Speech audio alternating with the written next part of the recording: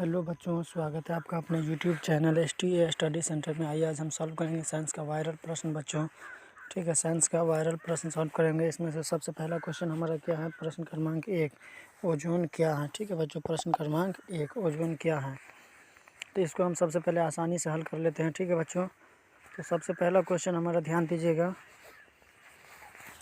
कि ozone oxygen का एक अनुरूप है। ठीक है बच्चों, ओजोन जो है ऑक्सीजन का एक रूप है। ओजोन का ओजोन का जो है सो एक अणु ऑक्सीजन के 3 परमाणुओं से मिलकर बना होता है।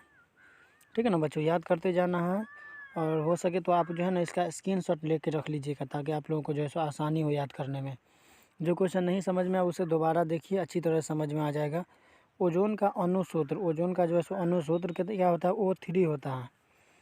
ओजोन परत वायुमंडल के बाहरी सतह में पाया जाता है, जो पराबैंगनी किरणों से हमें रक्षा प्रदान करता है।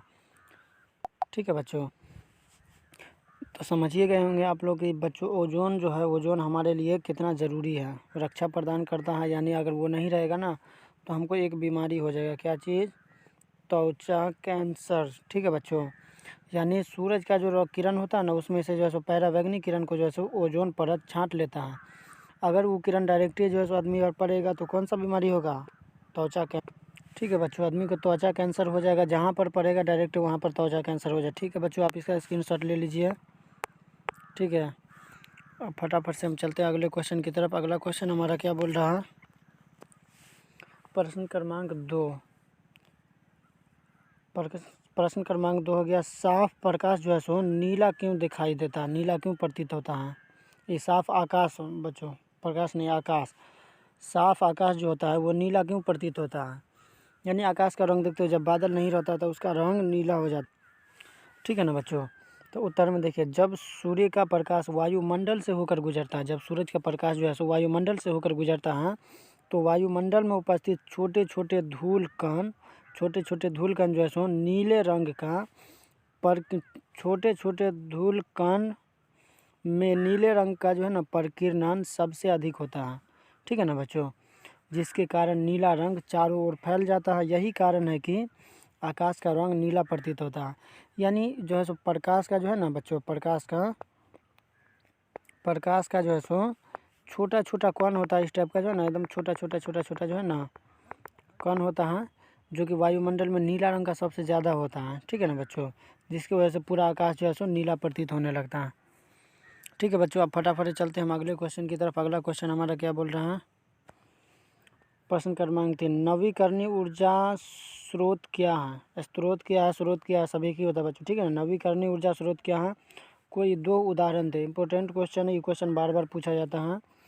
उत्तर देखिए, वैसे ऊर्जा के स्रोत जो कभी ख़त्म नहीं होगा और वो ख़त्म भी हो जाए तो उसे फिर से बना लिया जा सकता है, उसे नवीकरणीय ऊर्जा के स्रोत कहते हैं। ठीक है ना बच्चों, के होगा, केस नहीं होगा, ये के होगा। ठीक है बच्चों, के होगा, के स्रोत कहते हैं। जैसे में देखिए,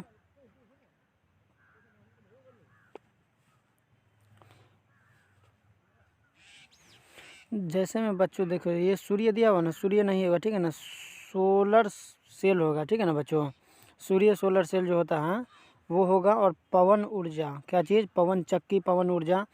यानी जैसे आप देख सकते हैं कि जो सोलर प्लेट होता है ना हमारा, जिससे हमें सूरज की रोशनी से एनर्जी प्रदान होती है बच्चों, तो वो देखिएगा, वो कभी ख़राब होगा ना तो फिर से बन जाता है। ठीक है ना बच्चों, फिर से बन जाता है, वो ख़त्म नहीं होगा।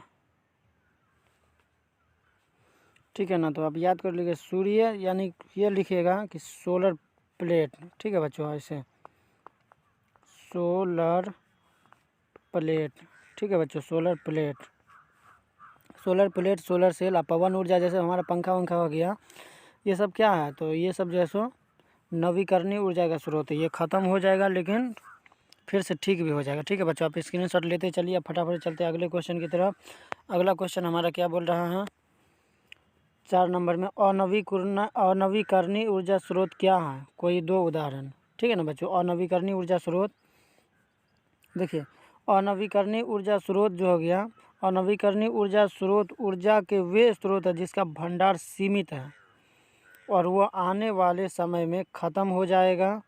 उसे अनवीकरणीय ऊर्जा स्रोत कहते हैं। जैसे में देखिए बच्चों, कोयला अभी तो है लेकिन ख़त्म हो जाएगा, पेट्रोल है अभी लेकिन ख़त्म हो जाएगा, और प्राकृतिक गैस इत्यादि। ठीक है ना बच्चों, ये सब है और जल्दी ही ख़त्म हो जाएगा। ख़त्म हो जाने के बाद फिर दोबारा नहीं बनाया जा सकता। ठीक है ना बच्चों, ये सब क्वेश्चन इंपॉर्टेंट है बच्चों, ये सबको जो है ना आप अच्छी तरह से कंप्लीट करते चलिए। अब फटाफट चलते हैं अगले क्वेश्चन की तरफ। प्रश्न क्रमांक 5, विद्युत बल्ब में निष्क्रिय गैस क्यों भरी जाती है? विद्युत बल्ब जो होता है बच्चों, आप देखेंगे एक पीला रंग का बल्ब होता है, उसमें जो है सो निष्क्रिय गैस भरी जाती है। कौन सी गैस बच्चों? निष्क्रिय गैस। ऑब्जेक्टिव याद कर, विद्युत बल्ब में कौन सी गैस भरी जाती है? तो निष्क्रिय गैस। अब उत्तर में देखिए, विद्युत बल्ब का जो है ना फिलामेंट टंगस्टन का बना होता है। फिलामेंट यानी उसमें जो जलता है ना बच्चों, वो टंगस्टन का बना होता है। यदि विद्युत बल्ब के अंदर हवा भर दिया जाए और विद्युत धारा प्रवाहित किया जाए तो यह जो है सो ऑक्सीजन के ऑक्सीकृत होकर टूट जाएगा। ऑक्सीजन से जो है सो ऑक्सीकृत होकर टूट जाएगा। यही विद्युत बल्ब के अंदर निष्क्रिय गैस, यदि विद्युत बल्ब के अंदर निष्क्रिय गैस भर दी जाती है तो टंगस्टन को न्यूनतम हानि पहुंचता। न्यूनतम मानी बहुत कम बच्चों। ठीक है ना बच्चों, इसीलिए विद्युत बल्ब के अंदर निष्क्रिय गैस भरा जाता है। यानी अगर उसमें जो है सो कोई और गैस जो हो गया या फिर हवा ऑक्सीजन वगैरह कुछ भी भर दिया जाए ना, तो क्या हो जाएगा बच्चों? तो टूट जाएगा। क्या चीज़ टूट जाएगा? तो फिलामेंट टूट जाएगा। क्या चीज़? फिलामेंट। आप देखे होंगे इस टाइप का कुछ रहता है, इस टाइप का जो जलता है। ठीक है ना बच्चों, इस टाइप का जो रहता है ना, तो ये जलने वाला जो इसको फिलामेंट कहते हैं। ये टूट जाएगा तो फिर जो है सो बल्ब खराब हो जाएगा। फटाफट चलते हैं हम अगले क्वेश्चन की तरफ। प्रश्न क्रमांक 6, एथेनॉल क्या है? इसका रासायनिक सूत्र। ठीक है ना बच्चों, एथेनॉल कमरे के ताप पर द्रव अवस्था में पाया जाता है। एथेनॉल को एल्कोहल के नाम से भी जाना जाता है। इसे पीने वाला एल्कोहल भी कहते हैं। जब हम शक्कर, माल्टोज या स्टार्च का किण्वन करते हैं तो एथेनॉल बनता है। क्या चीज़ बच्चों? तो शक्कर, माल्टोज या स्टार्च का किण्वन। ठीक है ना बच्चों, तो एथेनॉल बनता है। एथेनॉल का रासायनिक सूत्र लिखा हुआ बच्चों, क्या चीज़? एथेनॉल का रासायनिक सूत्र C2H5 और OH। ठीक है ना बच्चों, H5 नीचे में है, H5OH। ठीक है ना बच्चों, O बड़ा वाला OH। ठीक है बच्चों, इसको याद कर लीजिएगा और स्क्रीनशॉट लेते रहिए ताकि जो है आप लोगों को याद करने में आसानी हो। फटाफट से चलते हैं हम अगले क्वेश्चन की तरफ। अगला क्वेश्चन हमारा प्रश्न क्रमांक 7, एथिलीन को क्या चीज़ बच्चों? एथिलीन को फल पकाने वाला हार्मोन क्यों कहा जाता है? यानी फल पकाने वाला हार्मोन क्यों कहा जाता है एथिनील को? तो उत्तर में देखिए बच्चों हमारा दिया हुआ है, एथिनील एक गैस के रूप में पाया जाता है। किस रूप में? गैस के रूप में। ठीक है ना बच्चों, पाया जाने वाला हार्मोन है जो पौधों के तने के अग्रभाग यानी ऊपर वाला भाग में बनता है। ठीक है ना बच्चों, और विसरित होकर फलों को पकाने में सहायता करता है। यानी विसरित होकर टूट कर वो जो है सो फलों को पकाने में सहायता करता है। इसे फल पकाने वाला हार्मोन कहते हैं। इसीलिए इसे फल पकाने वाला हार्मोन कहते हैं। ठीक है बच्चों, सब क्वेश्चन हल्का है, आप अच्छी तरह से सही से पढ़िएगा और ना 2 बार 4 बार पढ़िएगा ना तो बच्चों याद हो जाएगा आपको। अब मेहनत करना होगा, एग्ज़ाम नज़दीक आ रहा है बच्चों। ठीक है ना। प्रश्न क्रमांक 8 देखिए, मधुमेह के कुछ रोगियों की चिकित्सा इंसुलिन का इंजेक्शन देकर क्यों किया जाता है? यानी देखिए, मधुमेह के जो है ना कुछ रोगी की चिकित्सा यानी इलाज इंसुलिन का इंजेक्शन देकर किया जाता है। ठीक है बच्चों, मधुमेह का जो है सो इलाज, चिकित्सा जो यानी इलाज हो गया। ठीक है ना बच्चों, इंसुलिन होता है उसका इंजेक्शन दे किया जाता है। उत्तर में देखिएगा, मधुमेह के रोगी में अग्नाशय ग्रंथि की कम सक्रियता के कारण इंसुलिन नामक हार्मोन कम मात्रा में स्रावित होती है। इसीलिए रक्त में शर्करा बढ़ता है। ठीक है ना बच्चों, इसीलिए रक्त में शर्करा बढ़ जाता है या बढ़ता जाता है। अतः इंसुलिन का इंजेक्शन देकर रोगी के रक्त के शर्करा को नियंत्रित किया जाता है। यानी रक्त की शर्करा को नियंत्रित करने के लिए जो है ना इसका प्रयोग किया जाता है, इंसुलिन का इंजेक्शन देकर जो है सो इलाज किया जाता है। किस में? तो मधुमेह रोग में। ठीक है बच्चों, फटाफट से अब चलते हैं अगले क्वेश्चन की तरफ। अगला क्वेश्चन हमारा क्या बोल रहा है? प्रश्न क्रमांक 9। ठीक है ना बच्चों, प्रश्न क्रमांक 9, अघात वर्ध तथा तन्य का अर्थ बताइए। ठीक है ना बच्चों। तो उत्तर में देखिए अखात वर्त धातुओं को हथौड़े से पीट कर पतली चादरें बनाई जाती हैं, ठीक है ना। और धातुओं के इसी गुण को अघात वर्त कहते हैं, ठीक है ना बच्चों। यानी धातु को जो है हथौड़ा से पीट पीट कर जो है सो पतला किया जाता है, और इसी गुण को जो है क्या बोलते हैं, तो अघात वर्ध है, ठीक है बच्चों। वधर बोल सकते हैं लेकिन वध ही सही बोल रहेगा, ठीक है ना। तन्य देखिए, तन्य जो हो गया ये हो गया आघात वर्त का। उसके बाद क्या है तन्य। धातुओं के तन्य होने का अर्थ है कि धातु को खींचकर तार बनाए जा सकते हैं। धातु को खींचकर जो है सो तार बनाए जा, यानी वो मजबूत होता है और उसको पिघला कर अगर टान दिया जाए ना तो वो ख़राब जल्दी नहीं होता, नहीं टूटने फूटने का चांस रहता है, ठीक है ना बच्चों। लरम भी नहीं होता है। अगला क्वेश्चन हमारा क्या है, तो अगला क्वेश्चन हो गया हमारा गैल्वीकरण किसे कहते हैं, ठीक है ना बच्चों। उत्तर में लोहे की बनी वस्तुओं को पिघले हुए जिंक में डुबो देने या विदय विधि द्वारा लोहे पर एक बारीक जिंक की परत चढ़ाने की प्रक्रिया को गैल्वीकरण कहते हैं। एक बार और समझा देते हैं बच्चों। देखिए लोहे की बनी वस्तु, ठीक है ना, लोहे की बनी वस्तु को पिघले हुए जिंक में डुबो देने, पिघले हुए जिंक जो होता है उसमें डुबो देने या विद्युत विधि द्वारा लोहे पर एक बारीक जिंक की परत चढ़ाने की प्रक्रिया गैल्वीकरण कहलाती है, ठीक है ना बच्चों। याद कर लीजिएगा थोड़ा, और फटाफट चलते हैं हम अगले क्वेश्चन की तरफ। वीडियो भी लंबा होता जा रहा है बच्चों, ठीक है ना। प्रश्न क्रमांक 11 क्या है, एक वाणिज्य क्या है, विवरण दे, ठीक है ना। एक वाणिज्य क्या है, विवरण दे। उत्तर में देखिए हल्का क्वेश्चन है। एक वाणिज्य 3:1 के अनुपात में सांद्र हाइड्रोक्लोरिक अम्ल एवं सांद्र नाइट्रिक अम्ल का मिश्रण है। यह सोने को गला सकता है जबकि दोनों में से किसी अम्ल में अकेले यह क्षमता नहीं है, ठीक है ना। दोनों में से किसी एक में अकेला जब रहेगा तो उसमें यह क्षमता नहीं है। फटाफट से देखिए अब अगला क्वेश्चन हमारा क्या है। क्वेश्चन नंबर 12 प्रकाश का परावर्तन किसे कहते हैं और इसके नियम को लिखें। प्रकाश का जो है सो परावर्तन किसे कहते हैं, तो उत्तर देख सकते हैं बच्चों। प्रकाश का परावर्तन जब प्रकाश की किरणें किसी दर्पण या चमकीली सतह से टकराकर पुनः लौटने की प्रक्रिया को, यानी पुनः मतलब दोबारा लौटने की प्रक्रिया को प्रकाश का परावर्तन कहते हैं। जैसे देखिए बच्चों ये हमारा हो गया क्या, एक आईना हो गया, और ये बच्चों ये अपारदर्शी पदार्थ होना चाहिए। क्या चीज़, अपारदर्शी, ठीक है ना बच्चों। अपारदर्शी किसको बोला जाता है, तो जिससे जो है सूर्य का प्रकाश बच्चों पार नहीं कर सकता उसे बोलते हैं अपारदर्शी भाई। यानी सूरज का प्रकाश एक तरफ से आया, ठीक है ना बच्चों, इस बिंदु पर टकराया, यहाँ पर जो है सो दूसरे तरफ लौट गया, ठीक है ना बच्चों। इसी को कहते हैं प्रकाश का परावर्तन, ठीक है ना बच्चों। पुनः लौट गया यानी जो सो वापस लौट गया, उसको जैसे अगर ऐसे पार कर जाता तो वो नहीं, परावर्तन नहीं हो पाता, ठीक है ना बच्चों। जो चीज़ टकरा के वापस जाएगा उसी का परावर्तन। अगर गेंद मारते हैं दीवार में तो वो टकरा के आएगा तो वो गेंद का परावर्तन होगा, ठीक है ना बच्चों। अगला देखिए क्या है, प्रकाश के परावर्तन के 2 नियम हैं। प्रकाश के परावर्तन के नियम को भी लिखने के तो 2 नियम हैं। पहला क्या, आपतन कोण परावर्तन कोण के बराबर होता है, यानी आपतन कोण और बराबर में परावर्तन कोण, ठीक है बच्चों। इस टाइप से आपको क्वेश्चन रहेगा, रह सकता है कोई परावर्तन के नियम से निर्धारित क्या है, तो यही रहेगा आपतन कोण बराबर में परावर्तन कोण। अब अगला देखिए, आपतित किरण, परावर्तित किरण तथा आपतन बिंदु पर डाला गया लंब तीनों एक ही समतल में होते हैं, ठीक है बच्चों, तीनों एक ही समतल में होते हैं। लंब अभिलंब किसको बोलते हैं, अभिलंब, तो यानी देखिए इस टाइप से अगर गया हुआ है, इस टाइप से बीच में अगर कोई रेखा आता है, बीच में डाला गया लंब, ठीक है ना, तो इसी को अभिलंब बोलते हैं, ठीक है ना बच्चों। ये लंब जो हो गया, ये वाला रेखा, ये वाला, इसी को अभिलंब बोलते हैं, ठीक है ना बच्चों। फटाफट से अब चलते हैं अगले क्वेश्चन की तरफ। अगला क्वेश्चन हमारा क्या है, देखिए हाइड्रोकार्बन क्या है, हाइड्रोकार्बन कितने प्रकार के होते हैं, नाम उदाहरण सहित लिखे। ये 5 नंबर में क्वेश्चन पूछने का चांस रहता है बच्चों इस टाइप का क्वेश्चन।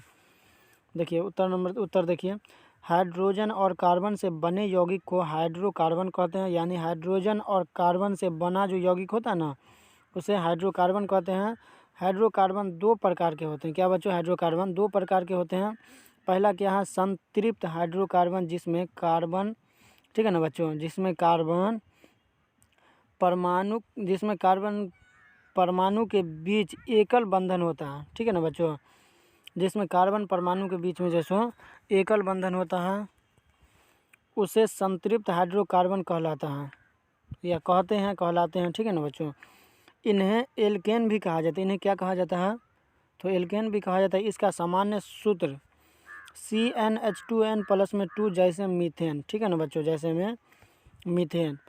दूसरा क्या है? तो अब असंतृप्त हाइड्रोकार्बन, क्या चीज़ बच्चों, इसको आराम से बोलिएगा, असंतृप्त हाइड्रोकार्बन, ठीक है ना, जिसमें कार्बन परमाणुओं के बीच द्विबंधन या त्रिक बंधन यानी 2 या 3, ठीक है ना, बंधन हो, उसे असंतृप्त हाइड्रोकार्बन कहते हैं। कार्बन परमाणुओं के बीच द्विबंधन रहने पर हाइड्रोकार्बन को एल्कीन, क्या जी बच्चों, एल्कीन कहते हैं। एल्कीन का सामान्य सूत्र CnH2n, क्या जी बच्चों, CnH2n होता है, ठीक है ना बच्चों, CnH2n, ध्यान रखिएगा, CnH2n। फटाफट से अब चलते हैं बच्चों अगले क्वेश्चन की तरफ। अगला क्वेश्चन हमारा क्या बोल रहा है? अगला क्वेश्चन क्या इम्पोर्टेंट क्वेश्चन है। उत्तल दर्पण, अवतल दर्पण और समतल दर्पण के दो उपयोगों को लिखे, यानी तीनों दर्पण का 2 उपयोग लिखना, ठीक है ना बच्चों। उत्तल दर्पण का 2 उपयोग तो निम्नलिखित है, यानी 2 अलग अलग ये है। तो उत्तल दर्पण का उपयोग मोटर गाड़ी के साइड मिरर के रूप में किया जाता है। उत्तल दर्पण का उपयोग किसी भी वस्तु का छोटा प्रतिबिंब बनाने में किया जाता है, यानी कोई भी सामान है उसका अगर छोटा प्रतिबिंब चाहिए तो इसमें जो सो उत्तल दर्पण का उपयोग किया जाता है। अब फटाफट चलते हैं अवतल दर्पण की तरफ। अवतल दर्पण का 2 उपयोग निम्नलिखित है, यानी देख सकते हैं बच्चों स्टेप से। अवतल दर्पण का उपयोग दाढ़ी बनाने में किया जाता है। अवतल दर्पण का उपयोग चिकित्सा क्षेत्रों में किया जाता है। चिकित्सा क्षेत्र का मतलब क्या हो गया बच्चों? तो डॉक्टरी क्षेत्र में, ठीक है ना बच्चों, डॉक्टरी क्षेत्र में किया जाता है। अब देखिए समतल दर्पण का 2 उपयोग निम्नलिखित है, ये भी अलग अलग है, 2 अलग अलग है उपयोग। तो समतल दर्पण का उपयोग चेहरा देखने के लिए किया जाता है। चेहरा देखने के लिए आप लोगों के घर में भी होगा, कौन सा दर्पण हो गया? तो अवतल दर्पण हो गया। इसका उपयोग ड्रेसिंग टेबलों में किया जाता है। ड्रेसिंग टेबल जो होता है ना, जो उसमें जैसे इसी का उपयोग होता है, यानी घर के सामान में जो है लगभग उसमें समतल दर्पण का ही उपयोग होता है। फटाफट चलते हैं बच्चों अगले क्वेश्चन की तरफ। अगला क्वेश्चन हमारा क्या है? जीवाश्म ईंधन से आप क्या समझते हैं? इसका निर्माण कैसे होता है? जीवाश्म ईंधन, ठीक है ना बच्चों, करोड़ों वर्षों तक पृथ्वी की सतह में गहरे दबे हुए पौधों तथा पशुओं के अवशेषों से प्राप्त, ठीक है ना बच्चों, पशुओं के अवशेषों से प्राप्त ईंधन को जीवाश्म ईंधन कहते हैं, ठीक है ना। कोयला, पेट्रोलियम जीवाश्म ईंधन है, क्या चीज़ बच्चों? कोयला और पेट्रोलियम जीवाश्म ईंधन है, ठीक है ना बच्चों। अब चलते हैं फटाफट अगले क्वेश्चन की तरफ। अगला क्वेश्चन हमारा क्या, प्रश्न क्रमांक 16, विद्युत धारा किसे कहते हैं? क्या जी बच्चों? विद्युत धारा इंपॉर्टेंट क्वेश्चन है, ठीक है ना बच्चों। मानी मतलब आपको पता भी होना चाहिए बच्चों, अगर एग्जाम में नहीं भी पूछता है तो यह आपके रियल लाइफ से काम आता है, ठीक है ना बच्चों। आवेश के प्रवाह के दर को विद्युत धारा कहते हैं। आवेश के प्रवाह के दर को विद्युत धारा कहते हैं। विद्युत धारा का SI मात्रक क्या होता है? एम्पियर होता है। SI मात्रक बच्चों एम्पियर होता है। ये आपको क्वेश्चन पूछ सकता है कि विद्युत धारा का SI मात्रक क्या होगा? तो एम्पियर होगा। एम्पियर किसका मात्रक होता है? तो विद्युत धारा का SI मात्रक होता है, ठीक है बच्चों। एम्पियर को A से सूचित किया जाता है और इसका जो है सो सूत्र होता है, ठीक है ना बच्चों। सूत्र देख सकते हैं, यह लिखा हुआ, क्या चीज़ लिखा हुआ है? तो L बराबर में Q बटे में T, ठीक है ना बच्चों, L बराबर में Q बटे T, ये आपको याद रखना है। प्रश्न क्रमांक 17 क्या है बच्चों? इसका जो है ना ये I होगा, I बराबर में क्या जी बच्चों? I बराबर में Q बटा T, ठीक है बच्चों, I बराबर में Q बटा T। अब चलते हैं अगले क्वेश्चन की तरफ। अगला क्वेश्चन हमारा क्या है? प्रश्न क्रमांक 17 क्या है? एक मिनट, प्रश्न क्रमांक 17, स्वपरागन एवं परम्परागन में अंतर, ठीक है बच्चों, स्वपरागन एवं परम्परागन में अंतर। स्वपरागन जबकि एक पुष्प की परागकण, ठीक है ना बच्चों, परागकण उसी पुष्प में वर्तिकाग्र पर पहुंचते हैं तो उसे बच्चों स्वपरागकण कहते हैं। यह केवल उभयलिंगी पौधों, ठीक है ना, पौधे जैसे सूर्यमुखी, बालसम, पोर्चुलाका आदि में पाया जाता है। परागकण बच्चों ये एक पुष्प के परागकण दूसरे पौधे पर स्थित पुष्प के वर्तिकाग्र तक किसी कीट, पक्षी, चमगादड़, मनुष्य, वायु एवं जल द्वारा पहुंचता है तो उसे परागकण कहते हैं। ठीक है ना बच्चों। फटाफट से चलते हैं अगले क्वेश्चन की तरफ। समजात एवं असमजात अंग से क्या समझते हैं। ठीक है ना बच्चों। समजात अंग ऐसे अंग जो संरचना एवं उत्पत्ति के दृष्टि से एक समान होते हुए भी उनके कार्य भिन्न भिन्न होते हैं, उन्हें समजात अंग होते हैं। जैसे हमारा हाथ, कुत्ते का अग्रपाद। ठीक है ना बच्चों। हमारा हाथ देख सकते हैं बच्चों कि हमारा एक हाथ हो गया, दूसरा हाथ, सब कुछ तब बनावट डिजाइन सब कुछ एक ही रहता है, लेकिन काम जो है सो अलग अलग होता है। ठीक है ना बच्चों। अब देखिए असमजात अंग ऐसे अंग जो संरचना एवं उत्पत्ति की दृष्टि से एक दूसरे से भिन्न होते हैं लेकिन उनका कार्य एक जैसा होता है तो उसे असमजात अंग कहते हैं। जैसे तितली तथा पक्षी के पंख बच्चों। पंख का काम क्या है? उड़ना। ठीक है बच्चों। फटाफट से अब चलते हैं अगले क्वेश्चन की तरफ। अगला क्वेश्चन हमारा क्या बोल रहा है? विद्युत विभव और विभवांतर का परिभाषा लिखें। विद्युत विभव और विभवांतर। विद्युत विभव विद्युत क्षेत्र के अंदर एकांक धन आवेश को अनंत से एक बिंदु तक लाने के लिए किया जाता है। ठीक है ना बच्चों। उसे विद्युत विभव कहते हैं। और विभवांतर, ठीक है ना, प्रति एकांक धन आवेश को एक बिंदु से दूसरे बिंदु तक लाने में किए गए, ठीक है ना, लाने में किए गए कार्य को विद्युत विभवांतर कहते हैं।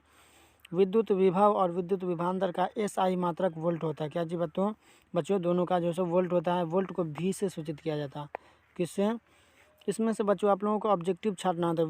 विद्युत धारा का जो है सो एसआई मात्रक क्या होता है? तो वोल्ट होता है। और विभवांतर का भी एसआई मात्रक क्या होता है? तो वोल्ट होता है। वोल्ट को किससे सूचित किया जाता है? तो पी से सूचित किया जाता है। ठीक है बच्चों। आप चलते हैं फटाफट से अगले क्वेश्चन की तरफ। अगला क्वेश्चन क्या? धातु के भौतिक गुणों को लिखें। इंपॉर्टेंट क्वेश्चन है बच्चों। धातु के भौतिक गुण निम्नलिखित हैं। धातु के परमाणु के बाहरी कक्षा में 1 या 2 या 3 इलेक्ट्रॉन होते हैं।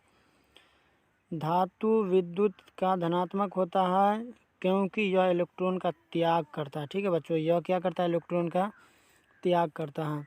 धातु अघात वर्धी तथा तन्य होता है। धातु के द्रव्यनांक एवं क्वथनांक उच्च होता है, यानी अच्छा होता है। ठीक है ना बच्चों। धातु में एक विशेष प्रकार की चमक होती है जिसे धातुई चमक कहते हैं। धातु ऊष्मा एवं विद्युत का सुचालक होता है। धातु ऊष्मा एवं विद्युत का सुचालक मतलब उसे जैसे विद्युत धारा प्रवाहित होता है। कोई भी धातु होगा उससे विद्युत धारा प्रवाहित होगा, सिवाय किसको छोड़ के? हीरा बच्चों। हीरा में जो है सो विद्युत धारा प्रवाहित नहीं होता है। ठीक है ना बच्चों। अब अगला क्वेश्चन हमारा क्या है? अगला क्वेश्चन नहीं है बच्चों, इतना ही क्वेश्चन था। ठीक है बच्चों। तो आप लोगों का बहुत बहुत धन्यवाद बच्चों वीडियो को पूरा देखने के लिए। और वीडियो अगर यहाँ तक देखे हैं तो वीडियो समझ में आया होगा बच्चों। और वीडियो समझ में आया है तो जो चैनल को सब्सक्राइब कर लीजिएगा और वीडियो को लाइक कर लीजिएगा। अपने दोस्तों तक शेयर कीजिए ताकि वो भी एग्ज़ाम की तैयारी कर सके। ठीक है बच्चों। आप लोगों का बहुत बहुत धन्यवाद।